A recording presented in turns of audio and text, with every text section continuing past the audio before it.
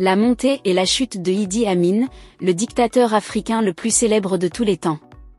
Avant de vous parler de cet homme qui a fait trembler le continent noir, j'aimerais d'abord vous inviter à vous abonner et à cliquer sur la cloche de notification pour ne pas rater mes prochaines vidéos.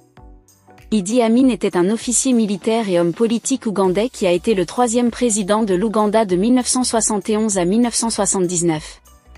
Il a régné en tant que dictateur militaire et est considéré comme l'un des despotes les plus brutaux de l'histoire du monde moderne. Amin est né à Koboko dans l'actuel nord-ouest de l'Ouganda, d'un père Kaka et d'une mère Lukbara. Polygame, il a épousé au moins 6 femmes, dont 3 il a divorcé. Amina a engendré jusqu'à 60 enfants en 1946. Il rejoint les Kings African Rifles KR de l'armée coloniale britannique en tant que cuisinier. Il a atteint le grade de lieutenant prenant part aux actions britanniques contre les rebelles somaliens, puis au soulèvement des Momo au Kenya.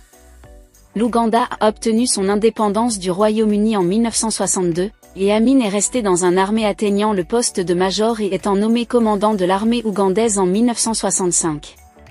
Il a appris que le président ougandais Milton Obote prévoyait de l'arrêter pour détournement de l'armée. Il a donc lancé le coup d'État ougandais de 1971 et se déclare président.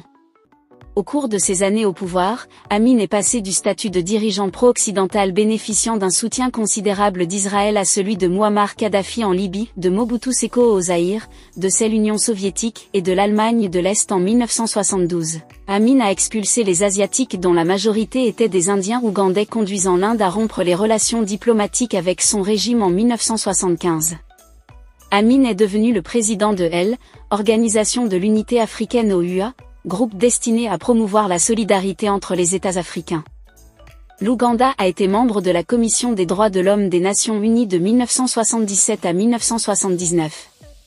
Le Royaume-Uni a rompu les relations diplomatiques avec l'Ouganda en 1977 et Amin a déclaré qu'il avait vaincu les Britanniques. Au fur et à mesure que le règne d'Amin progressait jusqu'à la fin des années 1970, il y a eu une augmentation des troubles contre sa persécution de certains groupes ethniques et dirigeants politiques, ainsi que la très mauvaise réputation internationale de l'Ouganda en raison du soutien d'Amin aux pirates de l'ère terroriste, lors de l'opération Antenne. Il a ensuite tenté d'annexer la région de Kagera en Tanzanie en 1978. Le président tanzanien Julius Nyerere a ordonné à ses troupes d'envahir l'Ouganda. En réponse, l'armée tanzanienne et les forces rebelles ont réussi à capturer Kampala en 1979 et à évincer Amin du pouvoir. Amin s'est exilé d'abord en Libye puis en Irak et enfin en Arabie Saoudite le 19 juillet 2003.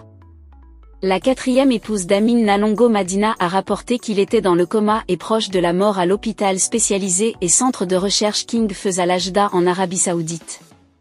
En raison d'une insuffisance rénale, elle a supplié le président ougandais Yoweri Museveni de lui permettre de retourner en Ouganda pour le reste de sa vie. Museveni a répondu que Idi Amin devrait répondre de ses péchés. Au moment où il serait ramené, la famille d'Amin a finalement décidé de déconnecter le système de survie et Amin est par conséquent décédé à l'hôpital de Jeddah le 16 août 2003.